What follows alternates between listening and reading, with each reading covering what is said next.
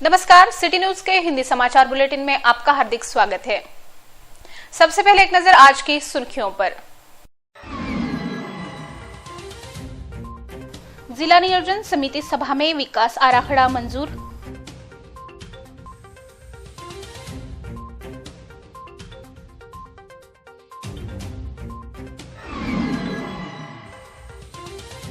Passport केंद्र का मान्यवरों के हाथों लोकार्पण।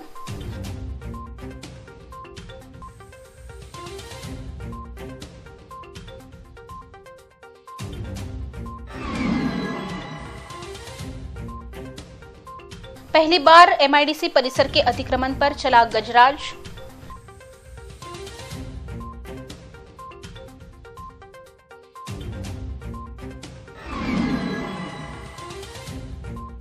शिवनी हवाई अड्डे के पास दुर्घटना में 3 लोग बाल बाल बचे।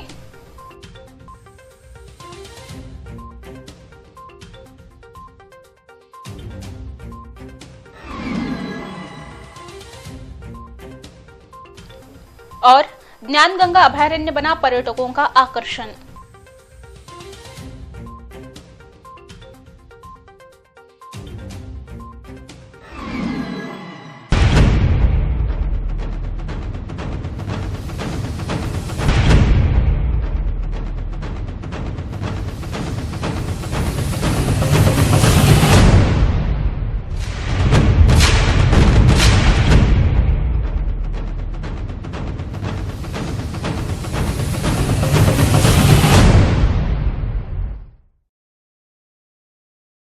जिला नियोजन समिति की सभा शनिवार को जिलाधिकारी कार्यालय स्थित नियोजन भवन में संपन्न हुई। पालक मंत्री डॉक्टर रंजीत पाटिल की अध्यक्षता में हुई इस सभा में जिले का वार्षिक नियोजन किया गया। जिला नियोजन समिति की सभा शनिवार को जिलाधिकारी कार्यालय के नियोजन भवन में संपन्न हुई। पालक मंत्री डॉक्टर रंजीत पाटिल की अध्यक्षता में हुई इस सभा में सांसद संजय धोत्रे, विधायक रणधीर सावरकर, विधायक गोपी किशन बाजोरिया, जिला परिषद अध्यक्षा संध्याताई वाघोड़े, प्रभारी जिलाधिकारी लोनकर, जिला परिषद सीईओ पगारे समेत संबंधित अधिकारी तथा समिति के पदाधिकारी उपस्थित थे। सरकारी निधि से जिले के विकास परियोजनाओं का नियोजन इस सभा में किया गया। यह सभा विगत शनिवार को होनी थी, किंतु ऐन समय पर यह सभा खारिज कर आज शनिवार को ली गई। सुबह 9 बजे कार्यकारी मंडल की सभा संपन्न हुई। उस पश्चात जिला नियोजन समिति की सभा शुरू की गई। इस सभा में विगत साल किए गए विकास कामों का जायजा लिया गया। वहीं 2019 इस साल के लिए प्रारूप नियोजन किया गया। इसके अलावा कई मुद्दों पर चर्चा भी की गई। इस सभा के लिए जनप्रतिनिधि, संबंधित अधिकारी तथा समिति के 51 सदस्यों को भी निमंत्रित किया गया था। अकोला स्थित ताजनापेट डाक कार्यालय में पासपोर्ट विभाग सेवा केंद्र का लोकार्पण मान्यवरों के हाथों किया गया। सर्वसामान्य जनता के लिए यह सेवा उपलब्ध कराई गई है। स्थानीय ताजनापेट डाक कार्यालय में पासपोर्ट विभाग व डाक कार्यालय के संयुक्त तत्वावधान में पासपोर्ट सेवा केंद्र का लोकार्पण सांसद संजय धोत्रे के हाथों किया गया। कार्यक्रम की अध्यक्षता विधायक गोवर्धन शर्मा ने की।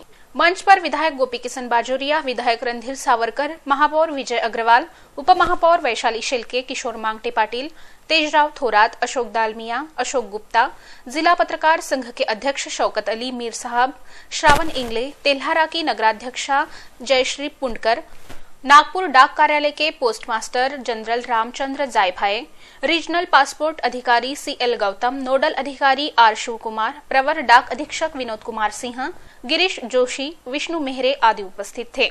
उपस्थित मान्यवरों ने सरकार ने सर्वसामान्य जनता के लिए उपलब्ध कराई सुविधा की प्रशंसा की और आभार व्यक्त किया। पासपोर्ट कार्यालय को नागपुर के बाद सबसे ज्यादा आय देने वाला अकोला शहर है। अब अकोलावासी जनता को पासपोर्ट निकालने के लिए नागपुर जाने की जरूरत नहीं है। अकोला जिला महाराष्ट्र में बेटी बचाओ बेटी पढ़ाओ इस योजना अंतर्गत महाराष्ट्र में सबसे अधिक बचत खाते वाला जिला होने का बहुमान मिलने तथा बैंक में खाते तथा आधार कार्ड की सुविधा उपलब्ध कराने पर मान्यवरों ने कर्मचारियों का अभिनंदन किया। कार्यक्रम का संचालन पारुल देवी व मोहम्मद खदिर ने किया। कार्यक्रम में जनप्रतिनिधि, व्यापारी, अल्पसंख्यक समुदाय, सामाजिक संगठनों के पदाधिकारी उपस्थित थे। एमआईडीसी में पनपे अतिक्रमण पर शनिवार को गजराज ने हमला बोल दिया। औद्योगिक विकास मंडल की ओर से अतिक्रमण हटाने की कार्रवाई करने से एमआईडीसी में हड़कंप मच गया। एमआईडीसी परिसर में पनपे अतिक्रमण पर शनिवार को गजराज चलाया गया। औद्योगिक विकास मंडल ने अतिक्रमण के मुद्दे पर बातों से नहीं बल्कि गजराज चलाकर कड़ा जवाब दिया। शनिवार सुबह ही एमआईडीसी में अतिक्रमण किए गए इलाके में अतिक्रमण निर्मूलन दस्ते ने डेरा जमाया। एमआईडीसी पुलिस दाखिल हुई। कुछ ही समय में एक एक कर अतिक्रमण को धड़ाधड़ ढहाया गया। छोटे होटल्स, पान ठेले तथा रोजमर्रा की जिंदगी के लिए लगने वाली चीजों की दुकानें हटाई गई। वहीं जो अतिक्रमण दिखाई दिया उस पर सीधे हमला बोल दिया गया। इस कार्रवाई के चलते यहां पर हड़कंप मच गया था। अतिक्रमणकर्ताओं की भागादौड़ी नजर आई। एमआईडीसी में बड़ी मात्रा में मजदूर रहते हैं। वाहन चालक तथा उन पर काम करने वाले मजदूर भी रहते हैं। इन लोगों को हर एक सुविधा देने के लिए अतिक्रमण किया गया था, किंतु इस अतिक्रमण के कारण एमआईडीसी में यातायात को बाधा आती थी। वही लोगों का जमावड़ा बीच राह पर रहता था। अतिक्रमण के कारण कानून व्यवस्था भी चरमरा गई थी। कई बार अतिक्रमण को लेकर औद्योगिक विकास मंडल ने अतिक्रमणकर्ताओं को जताया था, लेकिन इस ओर अनदेखी कर अतिक्रमण कम होने के बजाय बढ़ता चला गया। आखिरकार शनिवार को अतिक्रमण हटाने की कार्रवाई की गई। इस कारण एमआईडीसी में हड़कंप मच गया। दूसरी ओर अतिक्रमण को लेकर अब नए सिरे से नियोजन किया जा रहा है। अतिक्रमण न हो इस बात को लेकर गंभीरता से देखा जाएगा, ऐसी जानकारी सूत्रों ने दी। महामार्ग पर शिवनी हवाई अड्डे के सामने विचित्र दुर्घटना में 3 लोग घायल हो गए। इस दुर्घटना में वाहनों का भी खासा नुकसान हो गया। 3 वाहनों की विचित्र दुर्घटना शनिवार को सुबह शिवनी हवाई अड्डे के सामने महामार्ग पर हुई। इस दुर्घटना में जान माल का तो कोई नुकसान नहीं हुआ, लेकिन 3 लोगों को मामूली चोटें आई। वहीं कार का बड़ा नुकसान हुआ। सूत्रों ने बताया कि MH30F2466 क्रमांक की कार अकोला से बोरगांव मंजू की ओर जा रही थी। महामार्ग पर शिवनी हवाई अड्डे के सामने इस कार को पीछे से आए अज्ञात वाहन ने ठोक दिया। इसी दौरान तीसरा वाहन भी आधमका। इस तरह 3 वाहनों के बीच जबरदस्त टकराव हुआ और इस दुर्घटना में कार में बैठे 3 लोगों को चोटें आई। इसमें कार का भी सामने से बड़ा नुकसान हुआ। घटना के बाद भी कार चालक ने इस बारे में पुलिस में शिकायत नहीं की। मामले को जगह पर ही निपटाया गया। ज्ञानगंगा अभयारण्य में जंगल सफारी पर्यटकों को लुभा रही है। इस अभयारण्य की सुरक्षा को लेकर महिला सुरक्षा कर्मी भी तैनात है। पर्यटकों की हर सुविधा के लिए वन विभाग द्वारा प्रयास किए जा रहे हैं। अभयारण्य का नाम आते ही जंगली पशुओं का आकर्षण हर किसी को रहता है। वहीं वन्यजीवों को देखने के लिए अभयारण्य में वन्यजीव प्रेमियों की भीड़ उमड़ती है। ऐसे में वन्यजीवों की और वन्यजीव प्रेमियों की सुरक्षा का भी ख्याल रखना बड़ी कसरत साबित होती है। वन्यजीवों को अगर नजदीक से देखना हो तो अभयारण्य में जाना एक अविस्मरणीय पल होता है। ऐसा ही एक अभयारण्य है ज्ञानगंगा अभयारण्य। यह अभयारण्य कैसा है और महिला सुरक्षा कर्मी किस तरह से सुरक्षा सेवा देती है? ज्ञानगंगा अभयारण्य 205 स्क्वायर किलोमीटर क्षेत्र में फैला हुआ है। इस अभयारण्य में बड़ी संख्या में वन्य प्राणी हैं, जिसमें तेंदुए, सांभर, नीलगाय, जंगली सुअर जैसे वन्य प्राणी जंगल सफारी करते समय दिखाई देते हैं। इस अभयारण्य में पलटक डैम, माटरगांव डैम यह 2 सफारी मार्ग भी है। साथ ही वन विभाग द्वारा वन्य प्राणियों की सुरक्षा भी की जाती है। यहाँ जंगल सफारी करने आने वाले वन्यजीव प्रेमियों को रहने की उत्तम सुविधा वन विभाग द्वारा दी गई है। जंगल सफारी करने के लिए विशेष वाहन की व्यवस्था भी की गई है। इस बारे में आरएफओ संतोष डांगे से विस्तृत जानकारी के लिए हमारे प्रतिनिधि सुरेश राठौड़ ने बातचीत की। अकोला वन परिक्षेत्र अंतर्गत येत असलेल्या ज्ञानगंगा अभयारण्यामध्ये आपण सध्या आहे। ज्ञानगंगा अभयारण्याचे आरएफओ जे संतोष डांगे सर आहेत ते आपल्या सोबत आहेत। आपण जास्तीत जास्त आणखी त्याची माहिती जाणून घेऊया। सर, मला सांगा की या अभयारण्याच्या डेव्हलपमेंटसाठी आपण काय केलेलं आहे? या अभयारण्याच्या डेव्हलपमेंटसाठी आपण म्हणजे सर्वात महत्त्वाचं म्हणजे वन संरक्षण आणि पर्यटनाच्या दृष्टिकोनातून आपण इथे 60 किलोमीटरचे माननीय रेड्डी साहेब यांच्या मार्गदर्शनाखाली रस्ते केलेले आहेत आणि रस्त्यामुळे आमचं संरक्षण जे आहे हे मोठ्या प्रमाणावर झालं। त्या तर एसटीपीएफ ज्या महिला आहेत यांनी म्हणजे जे सहकार्य केलं, आता जे रोड काढले त्याच्यामुळे आम्ही आता जे आम्हाला जे ठिकाण अवैध चराई जी आहे इथं सगळ्यात मोठा जो प्रॉब्लेम होता आम्हाला मेंढीपासून जे अवैध चराई आहे त्याच्यापासून पूर्ण ज्या एसटीपीएफ महिला आल्या प्रतिबंध झाला आमचा। आणखी समोरच्या आपल्या अभयारण्याच्या डेव्हलपमेंटसाठी काय प्लॅनिंग आहे? आणखी समोरच्या ज्या याच्यासाठी जे आहेत आता याच्यामध्ये आणखी आम्ही जे आता गेट वगैरे सर्व केलेलं आहे। याच्यामध्ये आता याच्यानंतर आम्ही मिनी बस आणणार आहे आणि राहण्याची उत्तम पर्यटकांना व्यवस्था केलेली आहे. जेवणाची महिला बचत गट आहे बोथा यांनी जेवणाची व्यवस्था केलेली आहे आणि पर्यटकांना जिप्सी उपलब्ध करून दिलेली आहे. आणि याच्यानंतर समोर आम्ही इथे पलडक डॅममध्ये बोट आणू आणि पर्यटकांना आनंद लुटता येईल एवढी आम्ही काळजी घेऊ. आपण RRC चॅनलच्या माध्यमातून काय पर्यटकांना आवाहन कराल? RRC चॅनलच्या माध्यमातून हेच आवाहन करणार की बुवा जे आपल्या अकोल्या आणि हे बुलढाण्याजवळ जे अभयारण्य आहे तर हे जे अभयारण्य आहे म्हणजे सुंदर आहे आणि इथे प्राण्यांची लेपर्ड अस्वलची सायडिंग होते आणि इतरही वन्य प्राणी आणि दृष्टिकोनातून दऱ्या खोऱ्या जे विविध तऱ्हेनं नटलेलं आहे अभयारण्य आणि एकदा अवश्य या अभयारण्याला ज्ञानगंगा अभयारण्याला भेट द्यावी हीच माझी इच्छा है। ज्ञानगंगा अभयारण्य में केवल अकोला बुल्ढाना जिले के ही नहीं बल्कि राज्य के दूर दराज गांवों से भी पर्यटक जंगल सफारी के लिए आते हैं। मुंबई जैसे बड़े शहरों से भी कई बार पर्यटक ज्ञानगंगा अभयारण्य की सुंदरता को निहारने तथा वन्य पशुओं को देखने के लिए आते हैं। वन्य जीवों को प्रत्यक्ष रूप से देखकर पर्यटक मंत्रमुग्ध होते दिखाई देते हैं। म्हणजे हे अभयारण्य फारच छान आहे, निसर्गरम्य असं ठिकाण आहे। आता दुपारची वेळ असल्यामुळे प्राणी दिसले नाहीत, पण प्राण्यांचे ठसे आम्हाला पाहायला मिळाले। या जंगलामध्ये बरेच प्राणी आहेत असं सांगतात। आम्हाला फक्त हरिण आणि नीलगाय आता दिसली, पण लेपर्ड वगैरे ते काही दिसले नाहीत, पण संध्याकाळच्या वेळेस असतात असं म्हणतात ही लोक। आम्ही मुंबईहून आलोय, मीरा रोडहून। फारच छान आहे, निसर्गरम्य ठिकाण आहे। मुंबईमध्ये जे पोल्युशन आहे ते इथे अजिबातच नाहीये आणि हवा वगैरे छान आहे, इथलं वातावरण सगळं छान आहे। इथं राहण्याची पण छान सोय आहे, तुम्ही 2 दिवस पिकनिक स्पॉट म्हणून इथं राहू शकतात। त्याचा खूप छान अनुभव इथं घेता येतो। ज्ञानगंगा अभयारण्य की कई और विशेषताएं भी हैं। विभिन्न प्रकार के वन्यजीव इस अभयारण्य की पहचान तो है ही, उसके अलावा दिलचस्प बात यह है कि इस अभयारण्य में वन्यजीवों की सुरक्षा का जिम्मा महिला सुरक्षा कर्मियों के कंधों पर है। तकरीबन 16 महिला सुरक्षा कर्मी यहाँ सुरक्षा सेवा देती दिखाई देती है। इन महिला सुरक्षा कर्मियों की नियुक्ति स्पेशल टाइगर प्रोटेक्शन फोर्स अंतर्गत की जाती है। दिन हो या रात हो, यह महिला सुरक्षा कर्मी वन्यजीवों की सुरक्षा में व्यस्त दिखाई देती है। यह महिला सुरक्षा कर्मी आदिवासी समूह से नियुक्त कर उनको रोजगार दिया गया है। वन विभाग ने मेलघाट अभयारण्य में पुनर्वसित गांवों से आदिवासी महिला तथा पुरुषों को स्पेशल फोर्स में शामिल कर उन्हें रोजगार दिया है। इन आदिवासी सुरक्षा कर्मियों की एक खास विशेषता है, उनमें जंगल में चलने की क्षमता साधारण आदमी से कई गुना ज्यादा होती है। वहीं उनको जंगल की गहरी जानकारी भी होती है, जिसका लाभ वन विभाग को काफी होता है। महिला सुरक्षा कर्मी वन्यजीवों की सुरक्षा तो करती ही है, इसके अलावा जंगल में हो रही वृक्षों की कत्तल, वन अतिक्रमण, अवैध कटाई, इस पर भी नजर रखकर जंगल की भी सुरक्षा करती है। इन आदिवासी महिलाओं को वन विभाग ने सेवा का मौका देने से आदिवासियों की आर्थिक दुर्बलता भी कम हो गई है, उनका जीवनमान भी ऊंचा हो गया है। हमारे संवाददाता सुरेश राठौड़ ने महिला सुरक्षा कर्मियों से बातचीत की।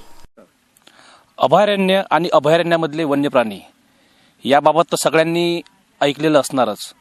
प्रत्येक वेळेस आपण अभयारण्यातले प्राणी बघण्यासाठी विविध सेंच्युरीमध्ये जातो, अभयारण्यामध्ये जातो, पण त्या अभयारण्याच्या संरक्षणासाठी काही वनरक्षक, काही महिला वनरक्षक हे सदैव कार्यतत्पर असतात। त्यातीलच एक सर्वात मोठा क्षण म्हणजे स्पेशल टायगर प्रोटेक्शन फोर्स, जी फक्त महिलांची बनवलेली आहे। आज आपल्यासोबत अशाच प्रकारचे एक टायगर प्रोटेक्शन फोर्सच्या काही महिला आहेत। आपण यांच्याकडून जाणून घेऊया की हे यांचं कार्य हे कशा प्रकारे चालते। ताई, मला सांगा, आपलं नाव सांगा। कुमारी SS कासदेकर। आपण कुठे राहता? मी राहणार गंगाधरी। गंगाधरी कुठे येते हे? हे चिखलदरा तालुक्यात येते। बरं, तर आपलं कार्य कसं चालते आणि काय काम करता आपण याच्यामध्ये? आमचं म्हणजे पेट्रोलिंग असते, पायदळ गस्ती, आणि आम्ही ग्रुपना गस्ती करतात। दोन ग्रुप पाडलेले आहे, आम्ही पायदळ गस्ती करतात। आपलं शिक्षण किती झालेलं आहे?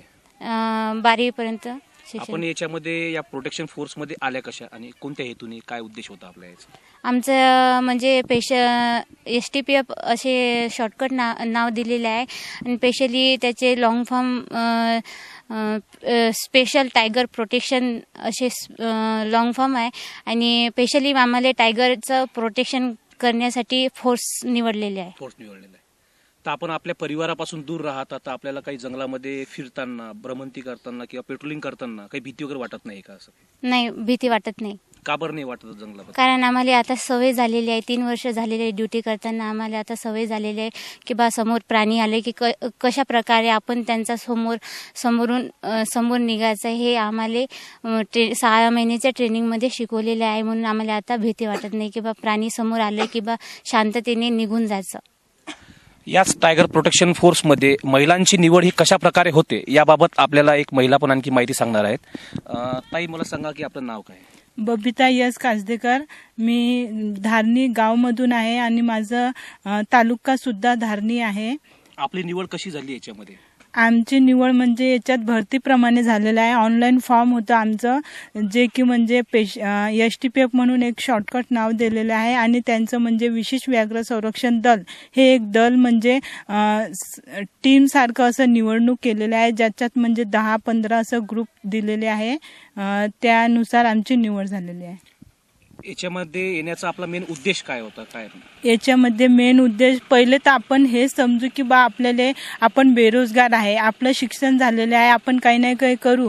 म्हणून आम्ही म्हणजे याच्यासाठी आम्ही पहिले याच्यात आलेलं आहे की बा आपण आपले परिवार सदस्य म्हणून त्यांच्यासाठी काही ना काही करू, त्यांच्या म्हणजे मदतीसाठी याच्यासाठी.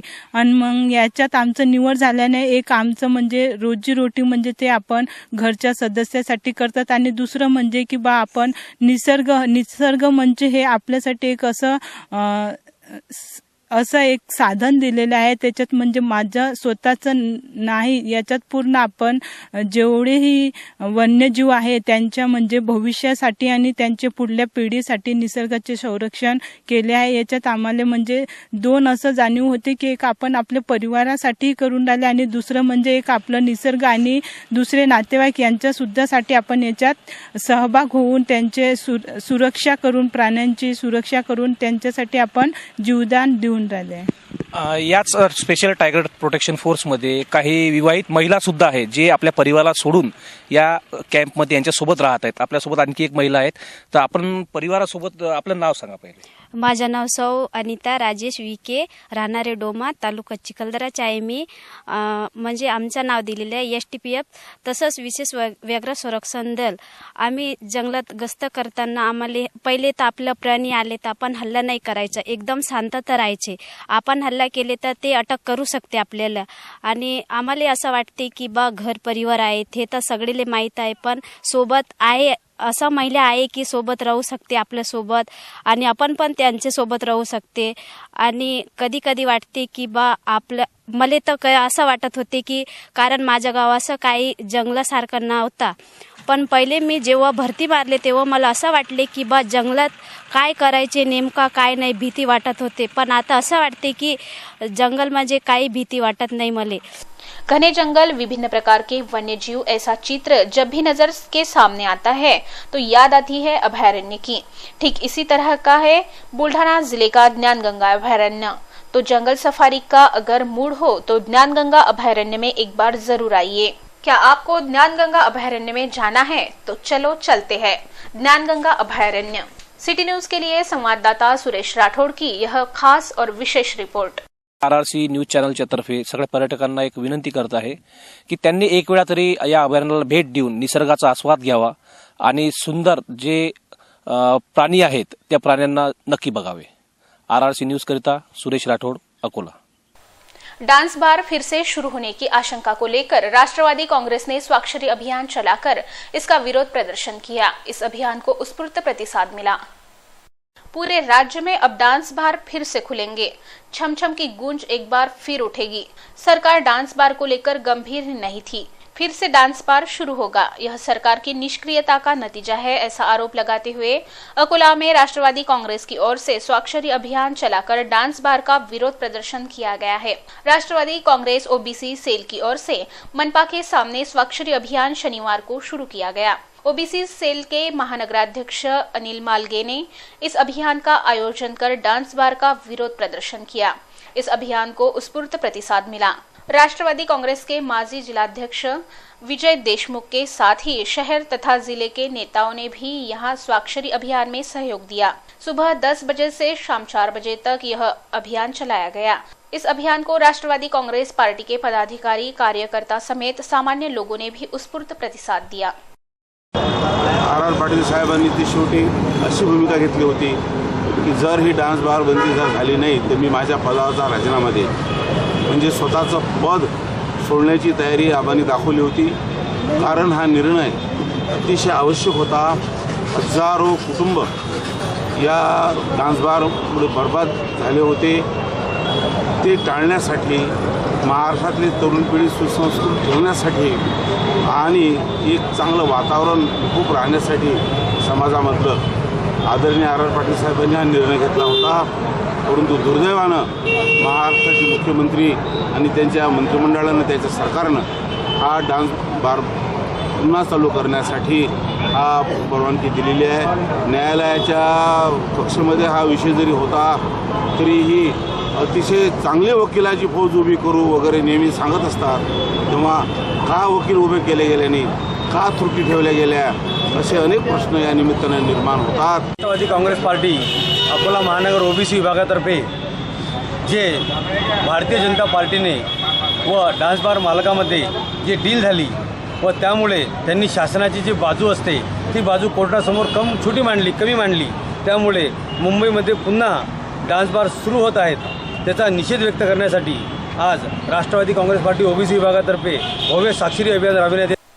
लग्जरी सेवा को मात देने हेतु राज्य परिवहन निगम ने शुरू की शिवशाही बस सेवा यात्रियों के लिए सिरदर्द साबित हो रही है। नियोजन के अभाव से शिवशाही बस सेवा अब नाकाम साबित हो रही है। निजी लग्जरी बस सेवा को मात देने हेतु राज्य परिवहन निगम ने शिवशाही बस सेवा आरंभ की, लेकिन शिवशाही बस सेवा शुरू से ही वाद विवाद के घेरे में आई है। शिवशाही भी अब लाल डिब्बा साबित होती दिखाई दे रही है, ऐसा यात्रियों का कहना है। कहे भी क्यों ना, शिवशाही कहाँ फेल होगी इस बात की कोई गारंटी ही नहीं रहती। अकोला शहर में भी यात्रियों ने ऐसा अनुभव लिया।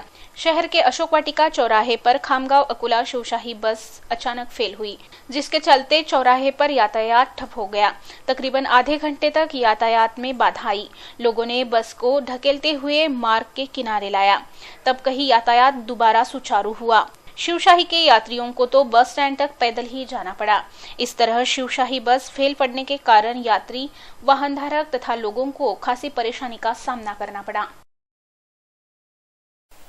अकोटफेल पुलिस थाने में विगत 13 वर्ष पूर्व हुई घटना में शामिल 3 आरोपियों को 2 साल कारावास की सजा न्यायालय द्वारा सुनाई गई। यह घटना अकबर प्लॉट में 2006 में घटी थी। अकोटफेल पुलिस थाने में मार्च 2006 में अकबर प्लॉट निवासी सैयद मोमिन सैयद यूनुस ने शिकायत दर्ज कराई थी, जिसमें कहा गया था कि अकबर प्लॉट निवासी 26 वर्षीय मोहम्मद फैयाज नूर मोहम्मद, 20 वर्षीय मोहम्मद इलियास नूर मोहम्मद, 28 वर्षीय मोहम्मद अयाज नूर मोहम्मद ने पुरानी रंजिश को लेकर मारपीट की। इस शिकायत के आधार पर पुलिस ने आरोपियों के खिलाफ 324, 504, 34 के तहत अपराध दर्ज कर आरोपियों को गिरफ्तार कर लिया था। न्यायालय में आरोपियों को पेश करने पर न्यायाधीश ने जमानत पर रिहा कर दिया था, जिसके बाद हेड कांस्टेबल मधुकर पाटिल ने घटना की जांच करते हुए दोषारोप पत्र न्यायालय में पेश किया था। इस अभियोग की सुनवाई के दौरान सरकार पक्ष की ओर से पेश किए गए गवाह तथा सबूतों के आधार पर न्यायाधीश ने आरोपियों को दोषी मानते हुए 2 साल कारावास की सजा तथा प्रत्येक को 2000 रुपए जुर्माना अदा करने के आदेश दिए। जुर्माने की राशि का भुगतान न करने पर आरोपी को अतिरिक्त 6 माह की सजा भुगतनी होगी। न्यायालय में कोर्ट पैरवी अधिकारी के रूप में रमेश राठौड़ ने पैरवी की। अकोला महापालिका में पहचान पत्र न रखने वाले अधिकारियों को 1000 रुपए जुर्माना आयुक्त संजय कापड़नीस द्वारा लगाया गया, जिसके कारण मनपा में हड़कंप मच गया था। अकोला महानगर पालिका में कर्मचारी हो या अधिकारी, अनुशासन किसको पता नहीं। इस कारण मनपा प्रशासन को सक्षम करने के साथ ही अनुशासन सिखाना आयुक्त संजय कापड़नीस ने शुरू किया है। शुक्रवार को जब आयुक्त ने बैठक बुलाई तब सभी अभियंता आयुक्त के दालन पहुंचे, लेकिन अधिकतर अभियंताओं ने पहचान पत्र ही गले में नहीं पहना था, जिन्हें 1000 रुपए का जुर्माना आयुक्त ने लगाया। अभियंताओं को जुर्माना ठोके जाने से मनपा कर्मचारियों में खलबली मची। हर कोई पहचान पत्र बनवाने के जुगाड़ में लग गया। विगत पखवाड़े विभाग प्रमुखों की बैठक में आयुक्त संजय कापड़नीस ने अधिकारी व कर्मचारियों के लिए पहचान पत्र अनिवार्य किया। इस आदेश को गंभीरता से लेते हुए कुछ अधिकारी कर्मचारियों ने पहचान पत्र तो बनवा लिए, लेकिन अनुशासन की आदत न होने वाले कुछ अधिकारी कर्मचारियों ने पहचान पत्र नहीं बनवाया। आज जल प्रदाय विभाग, निर्माण विभाग, विद्युत विभाग के अभियंताओं की जायजा बैठक में आयुक्त संजय कापड़नीस ने अभियंताओं की पाठशाला ली। आयुक्त ने पाया कि कई अभियंताओं के पास पहचान पत्र नहीं है, इसलिए उन्होंने पहचान पत्र होने वाले अभियंताओं को दालन के बाहर भेजा तथा जिनके पास पहचान पत्र नहीं है उन्हें फटकार लगाते हुए 1,000 रुपयों का जुर्माना लगाया। मनपा आयुक्त की इस कार्रवाई की खबर मनपा परिसर में फैलते ही पहचान पत्र बनवाने के लिए कर्मचारियों में भागम भाग मच गई। रेल प्रशासन की ओर से तकनीकी कार्य के पश्चात भुसावल नागपुर पैसेंजर 31 जनवरी तक निरस्त रखने का निर्णय लिया गया, जिसके कारण यात्रियों को भारी दिक्कतों का सामना करना पड़ रहा है।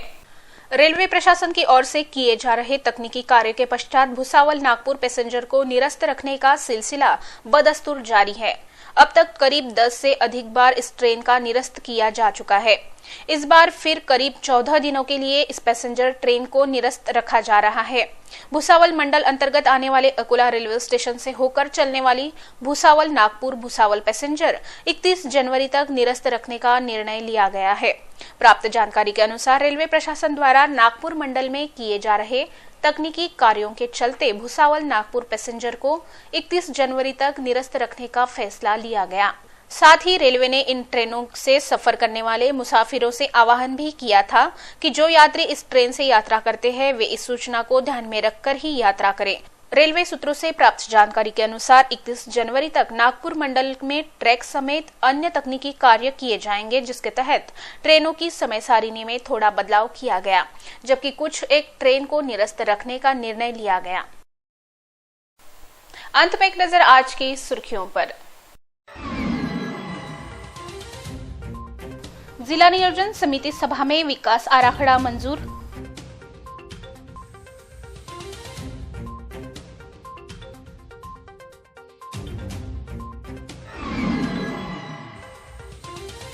पासपोर्ट केंद्र का मान्यवरों के हाथों लोकार्पण।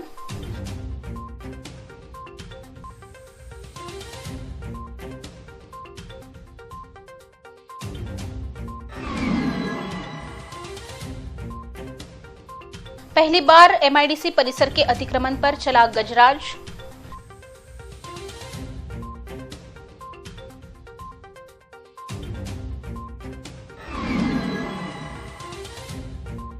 शिवनी हवाई अड्डे के पास दुर्घटना में 3 लोग बाल बाल बचे।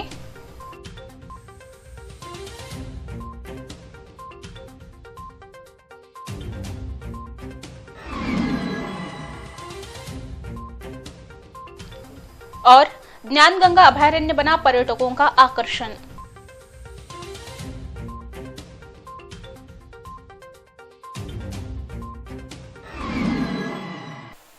फिर मिलेंगे शहर की ताजा जानकारी तथा महत्वपूर्ण घटनाओं के साथ। नमस्कार।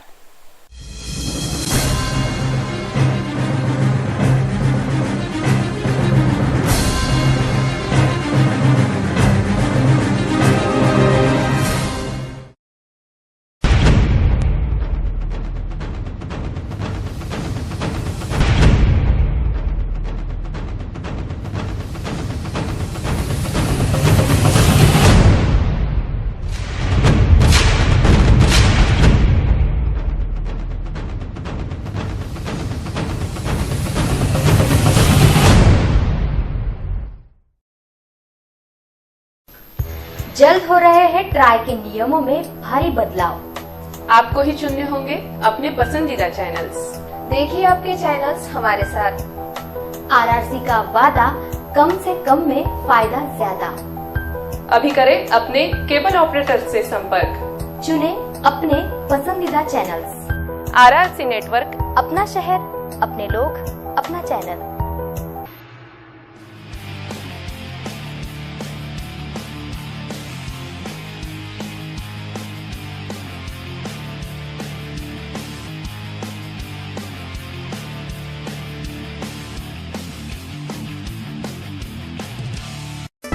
सेवा आमची, करमणूक ही तुमची।